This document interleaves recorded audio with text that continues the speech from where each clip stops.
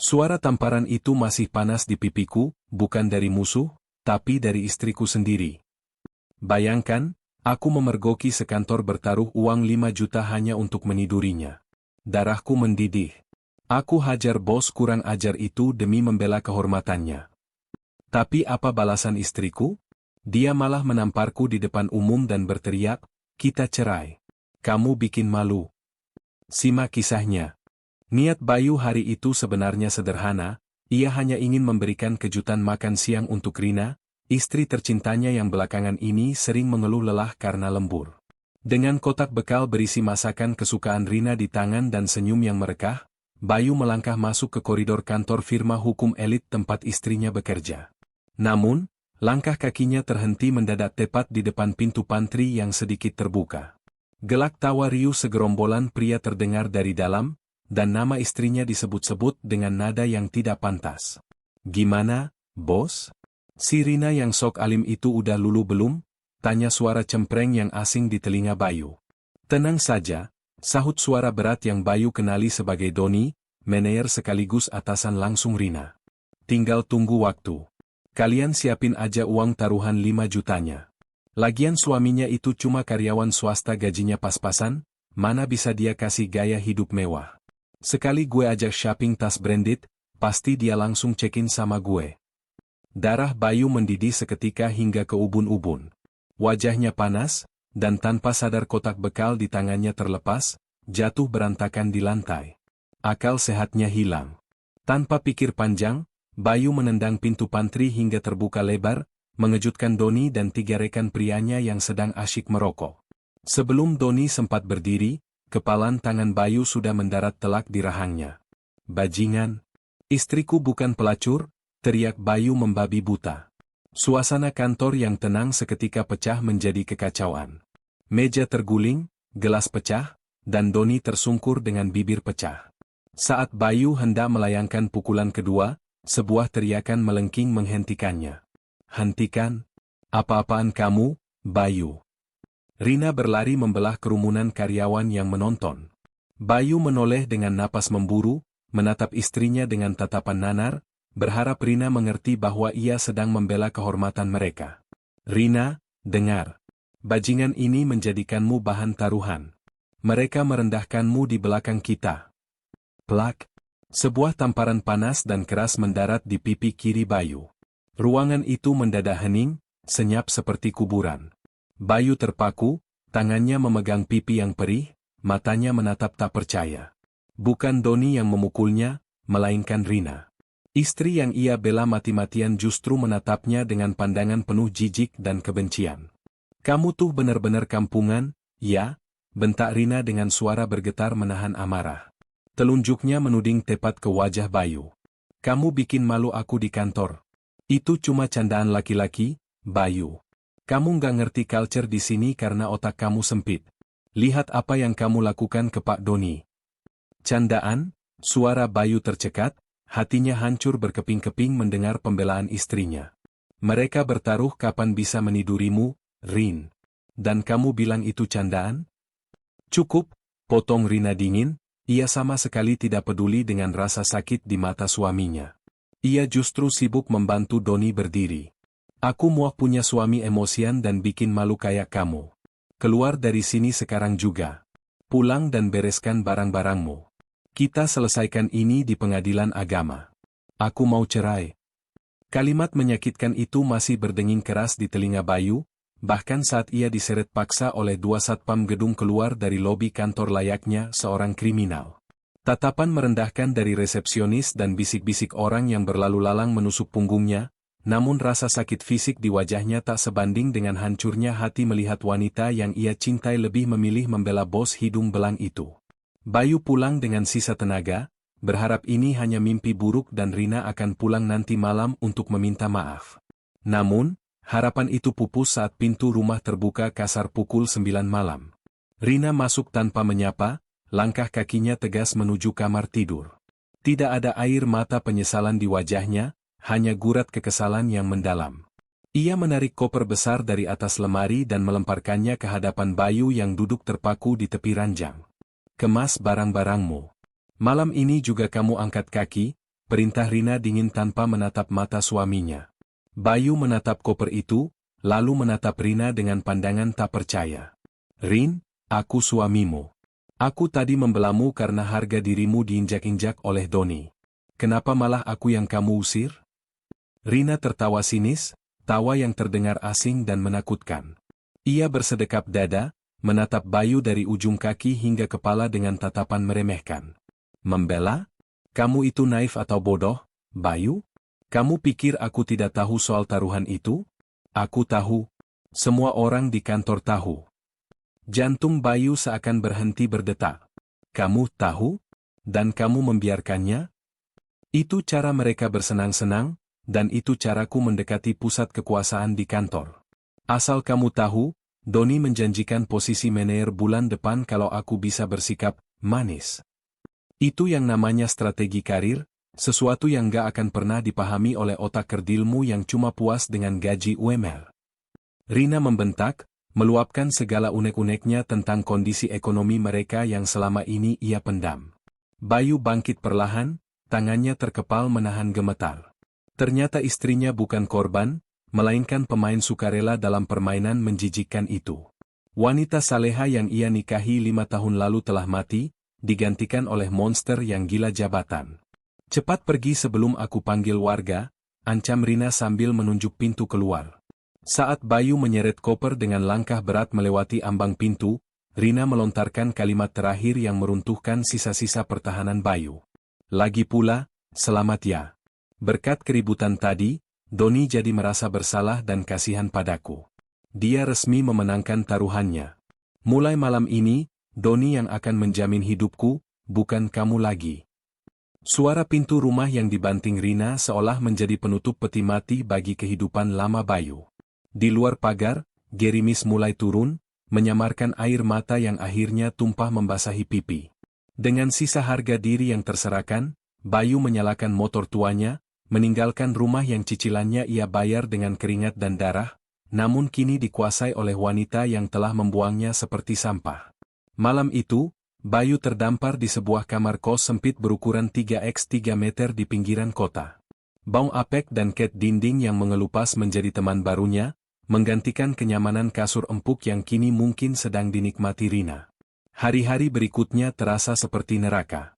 Ponsel Bayu tak henti-hentinya bergetar, bukan karena pesan dukungan, melainkan notifikasi dari grup kantor lama dan media sosial. Foto Rina dan Doni makan malam mewah dengan caption, New Beginning, beredar luas. Di kolom komentar, rekan-rekan kerja Rina, penjilat yang takut pada Doni, ramai-ramai memuji pasangan baru itu sambil menyindir Bayu sebagai benalu yang sudah terbuang. Bayu hancur. Ia merasa dunia benar-benar tidak adil. Orang jahat menang, dan orang baik justru terinjak-injak di lumpur. Dengan pikiran kacau, Bayu mulai membongkar tas pakaiannya yang dikemas asal-asalan oleh Rina malam itu.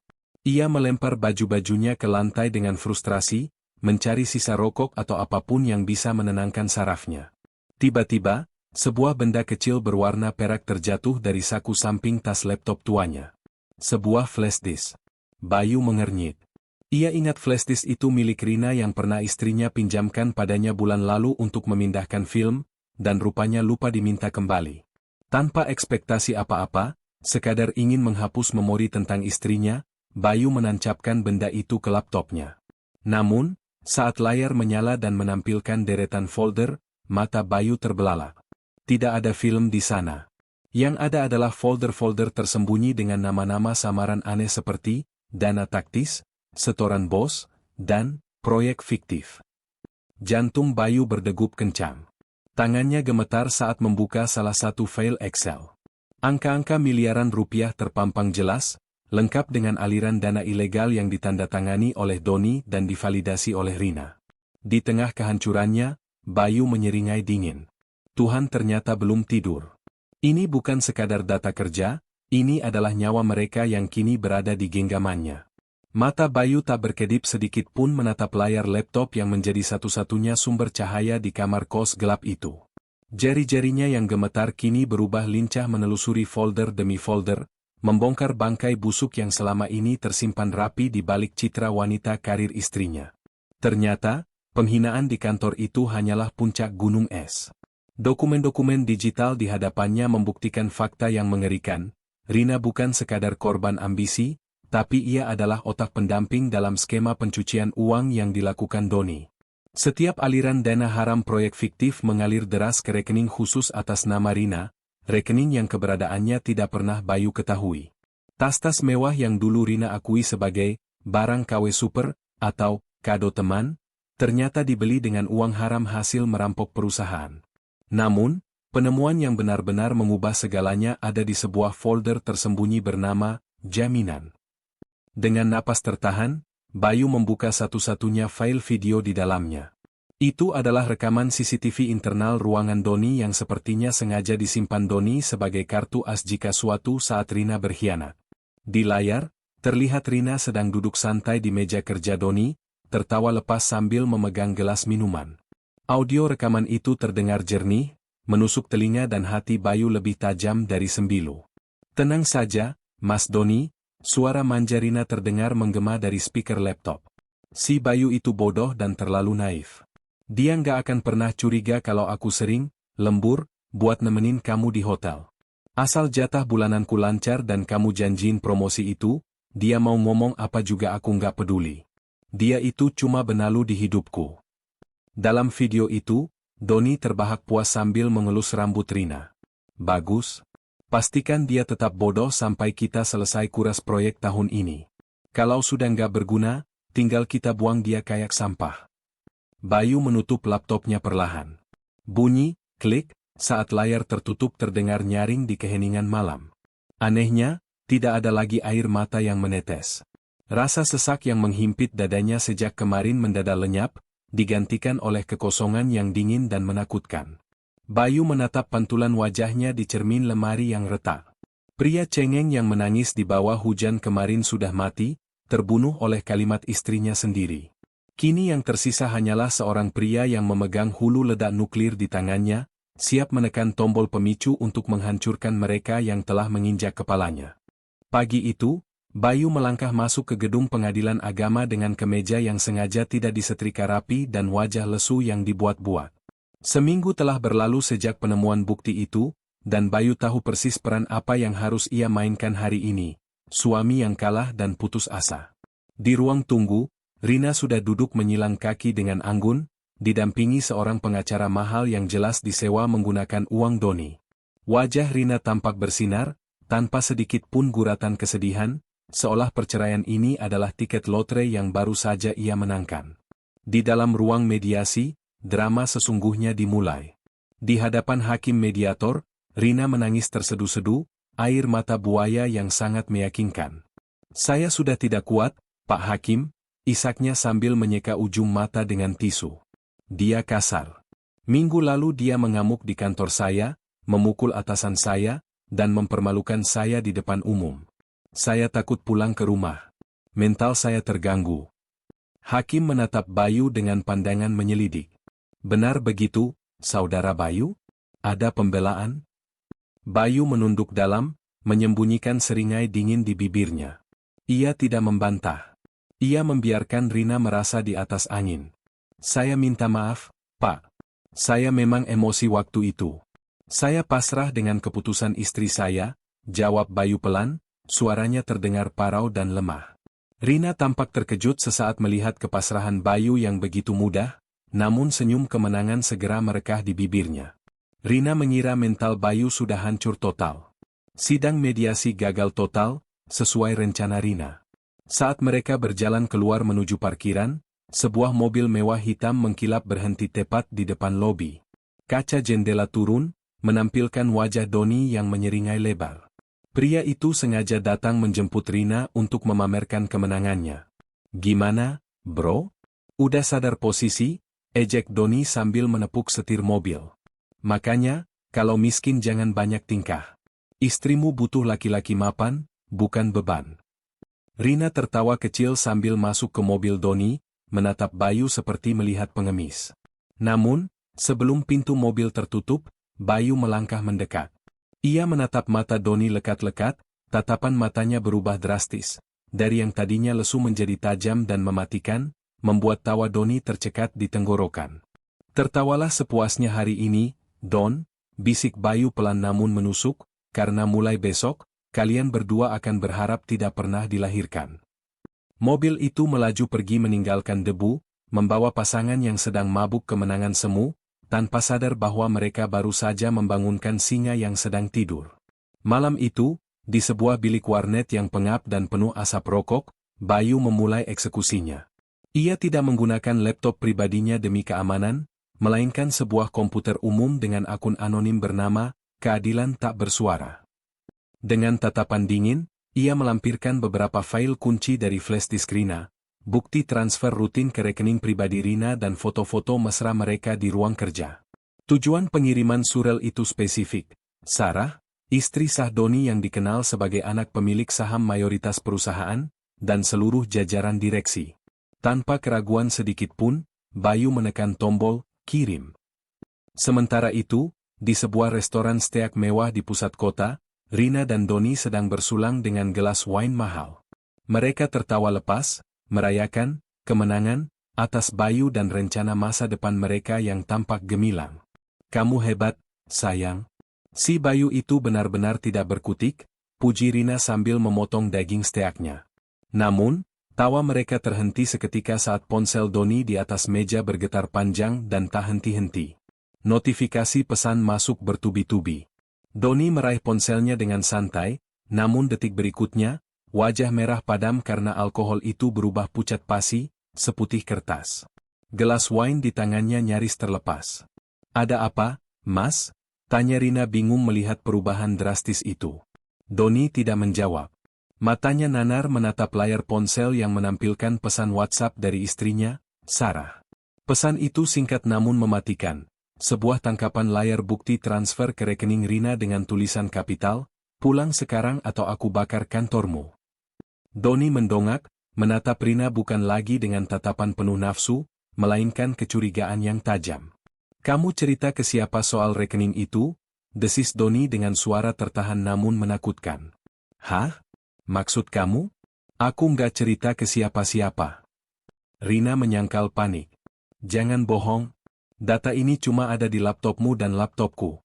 Istriku baru saja kirim buktinya. Doni menggebrak meja, membuat pengunjung lain menoleh kaget. Kalau sampai karirku hancur gara-gara mulut embermu, habis kamu, Rina. Malam romantis itu hancur berantakan. Doni pergi tergesa-gesa meninggalkan Rina yang gemetar ketakutan di meja makan. Dengan tangan berkeringat dingin, Rina segera menelepon satu-satunya orang yang ia curigai. Halo? Suara Bayu terdengar tenang dan datar di ujung telepon. Bayu, kamu kan yang lakuin ini? Kamu kirim apa ke istri Pak Doni? Jerit Rina histeris. Lakuin apa, Rin? Aku lagi makan mie instan di kosan. Bukannya kamu lagi pesta? Jawab Bayu dengan nada polos yang dibuat-buat, namun senyum puas tersungging di bibirnya. Rina mematikan telepon dengan frustrasi, tidak menyadari bahwa mimpi buruknya baru saja dimulai. Suasana kantor pagi itu terasa mencekam, seolah ada badai tak kasat mata yang siap menyapu seisi gedung. Rina duduk di kubikelnya dengan wajah pucat, jari-jarinya gemetar di atas keyboard. Sejak telepon Doni semalam, pria itu tidak bisa dihubungi, membuatnya merasa seperti berdiri di tepi jurang tanpa pegangan. Ketakutan Rina terbukti nyata ketika suara langkah sepatu hak tinggi yang tegas menggema di lobi, diikuti suara keributan di meja resepsionis. Minggir! Di mana perempuan bernama Rina itu? Teriakan itu membekukan aktivitas kantor. Sebelum Rina sempat bersembunyi, sosok Sarah, istri sah Doni, sudah berdiri di ambang pintu divisi. Penampilannya elegan namun memancarkan aura membunuh. Tanpa aba-aba, Sarah menerjang maju. Rina yang terkejut tak sempat menghindar saat tangan Sarah menjambak rambutnya dengan kasar, menyeretnya keluar dari kursi hingga terjatuh ke lantai. Ini dia wanita yang makan uang suamiku, teriak Sarah histeris sambil melayangkan tamparan keras ke wajah Rina. Plak! Suaranya jauh lebih nyaring daripada tamparan Rina ke Bayu minggu lalu. Puluhan ponsel karyawan lain teracung, merekam kejadian itu secara langsung. Rina menangis, mencoba menutupi wajahnya yang merah padam karena malu dan sakit. Tolong, Mas Doni, tolong aku, jerit Rina saat melihat Doni berlari keluar dari ruangannya. Namun, harapan Rina hancur berkeping-keping saat melihat reaksi Doni. Pria yang berjanji akan menjamin hidupnya itu justru berlutut di kaki Sarah dengan wajah memelas. Sayang, dengarkan aku dulu. Aku cuma korban. Perempuan ini yang terus-terusan menggoda aku. Dia yang maksa minta uang, aku dijebak, Sar. Rina ternganga, air matanya seketika berhenti mengalir karena syok. Rasa sakit di pipinya tak sebanding dengan tikaman di jantungnya. Pria yang ia bela mati-matian hingga mengorbankan suami tulusnya, kini membuangnya seperti sampah demi menyelamatkan diri sendiri. Di tengah rasa malu yang memuncak dan tatapan jijik rekan-rekannya, sesuatu dalam diri Rina patah. Ia bangkit dengan mata nyalang, menunjuk Doni dengan telunjuk gemetar. Bohong, kamu bilang istri kamu tua dan membosankan. Dan bukan aku yang minta uang, tapi kamu yang suruh aku palsukan tanda tangan buat ambil dana proyek. Kita maling sama-sama, Doni. Jangan cuci tangan sendirian. Teriakan Rina itu membuat keheningan total di ruangan. Sarah berhenti mengamuk, menatap suaminya dengan tatapan dingin yang mematikan. Pengakuan itu bukan lagi sekadar perselingkuhan, tapi kejahatan pidana yang tersiar live ke seluruh sosial media. Pengakuan histeris Rina di lobi kantor hari itu menjadi paku terakhir di peti mati masa depannya. Dalam hitungan jam, tim audit pusat turun tangan, membongkar setiap celah korupsi yang selama ini tertutup rapi.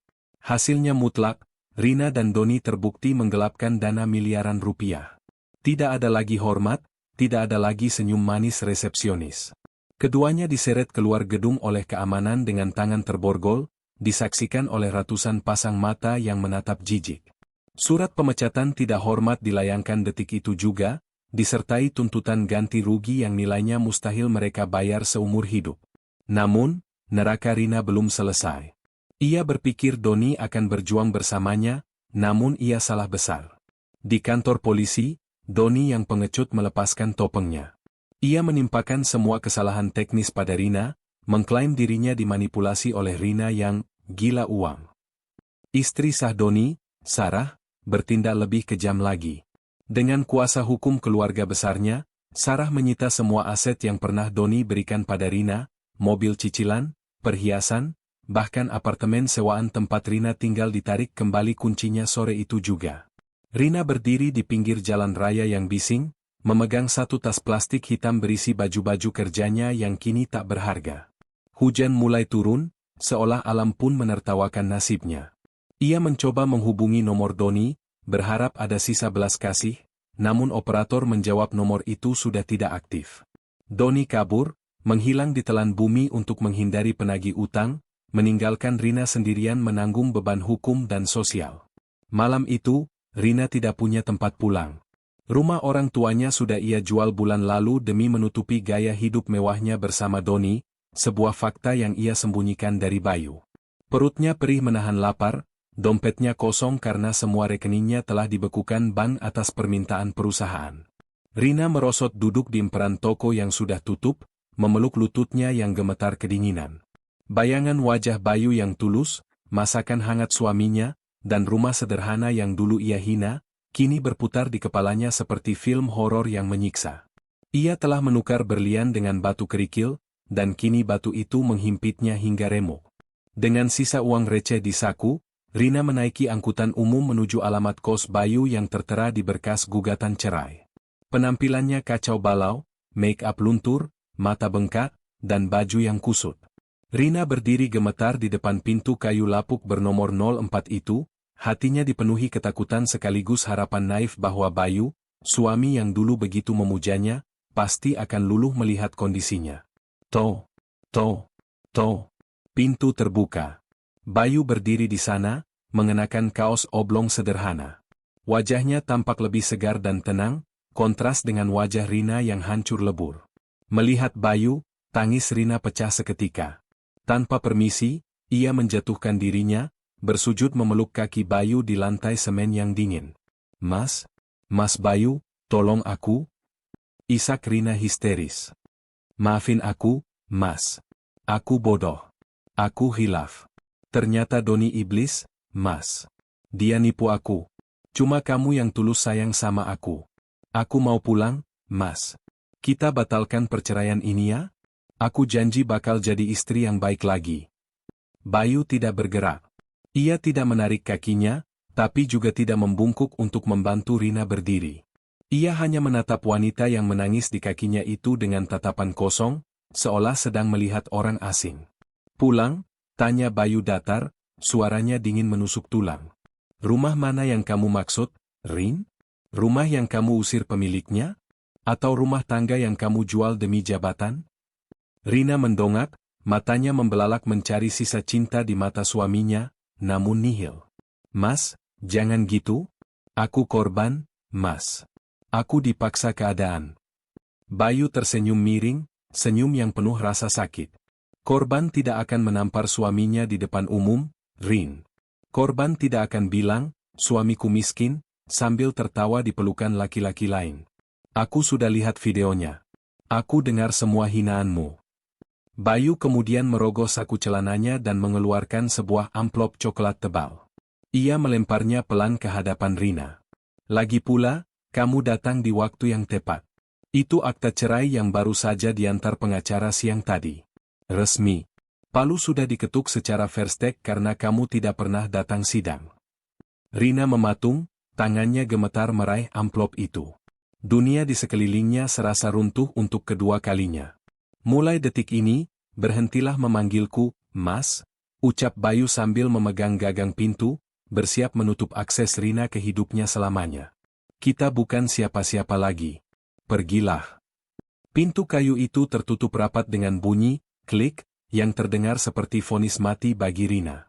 Di koridor kos yang sempit, tangisan Rina meledak menjadi raungan keputusasaan yang menyayat hati. Bayu, buka pintunya. Aku nggak punya siapa-siapa lagi. Tolong aku, teriaknya sembari memukul-mukul pintu dengan tangan yang gemetar. Tetangga kos mulai mengintip keluar, berbisik-bisik melihat wanita yang dulu angkuh itu kini meraung seperti orang gila. Namun, di dalam kamar, Bayu tidak bergeming. Ia menyandarkan punggungnya ke pintu, memejamkan mata, dan menarik napas panjang. Bukan rasa bahagia yang ia rasakan, melainkan kelegaan yang luar biasa. Beban berat pengkhianatan yang menghimpit dadanya selama berbulan-bulan akhirnya terangkat. Malam itu, Bayu tidur nyenyak untuk pertama kalinya tanpa dihantui mimpi buruk. Waktu berlalu cepat, dan roda nasib berputar dengan keadilan yang mutlak. 6 bulan kemudian, kehidupan Bayu berubah drastis. Berkat integritas dan keuletannya, Bayu diterima bekerja di sebuah perusahaan logistik multinasional dengan posisi yang jauh lebih baik. Penampilannya kini lebih segar, wajahnya memancarkan ketenangan batin seorang pria yang telah berdamai dengan masa lalunya. Ia tidak terburu-buru mencari pengganti, ia menikmati proses membangun kembali harga dirinya yang sempat runtuh. Sebaliknya, karma tidak pernah salah alamat bagi Rina. Setelah namanya masuk daftar hitam dunia kerja akibat kasus penggelapan dana yang viral, ditambah tuntutan hukum dari perusahaan yang masih berjalan, Rina berakhir tragis. Ia kini bekerja serabutan sebagai pelayan cuci piring di sebuah warung makan pinggir pasar yang panas dan pengap. Pakaian branded dan tas mewahnya sudah lama dijual demi menyambung hidup. Suatu pagi yang cerah, saat Bayu sedang berhenti di lampu merah dekat pasar dengan motor barunya, ia tak sengaja melihat ke arah trotoar. Di sana, Rina sedang membuang sampah warung dengan wajah kusam dan baju lusuh. Rina menoleh, dan pandangan mereka bertemu untuk sepersekian detik. Mata Rina membelalak, mulutnya terbuka seolah ingin memanggil nama mantan suaminya. Ada kerinduan dan penyesalan mendalam di sana. Namun, Bayu tidak berhenti. Ia hanya menatap datar, lalu perlahan menaikkan kaca helmnya. Lampu berubah hijau, dan Bayu memacu motornya melaju ke depan, meninggalkan Rina yang terpaku di antara tumpukan sampah dan penyesalan yang tak berujung. Bayu sadar, memaafkan bukan berarti harus kembali. Ia berhak bahagia, dan Rina harus belajar menjalani sisa hidupnya dengan menuai badai yang ia tanam sendiri. Sobat, kisah Bayu dan Rina mengajarkan kita satu hal penting, kesetiaan pasangan adalah rezeki yang paling mahal. Jangan pernah menukar ketulusan seseorang yang mencintaimu apa adanya demi kilauan harta atau jabatan yang sifatnya hanya sementara. Karena ketika roda berputar dan kamu jatuh, harta bisa hilang dalam sekejap, tapi orang yang tulus tidak akan mudah ditemukan dua kali. Kehormatan suami adalah mahkota istri, dan ketika istri menjatuhkan mahkota itu, ia sebenarnya sedang menghancurkan istananya sendiri. Menurut kalian, apakah tindakan Bayu menutup pintu dan tidak memberi kesempatan kedua bagi Rina sudah tepat? Atau seharusnya Bayu memaafkan Rina karena dia sudah hidup menderita? Coba tulis pendapat kalian di kolom komentar ya, saya ingin tahu sudut pandang kalian. Jika kalian merasa cerita ini seru dan memberikan pelajaran berharga, jangan lupa untuk pencet tombol like video ini sekarang juga. Dan bagi yang belum, silakan subscribe channel ini serta nyalakan lonceng notifikasinya agar kalian tidak ketinggalan drama kehidupan nyata lainnya yang lebih menegangkan. Terima kasih sudah menonton sampai habis, sampai jumpa di cerita selanjutnya.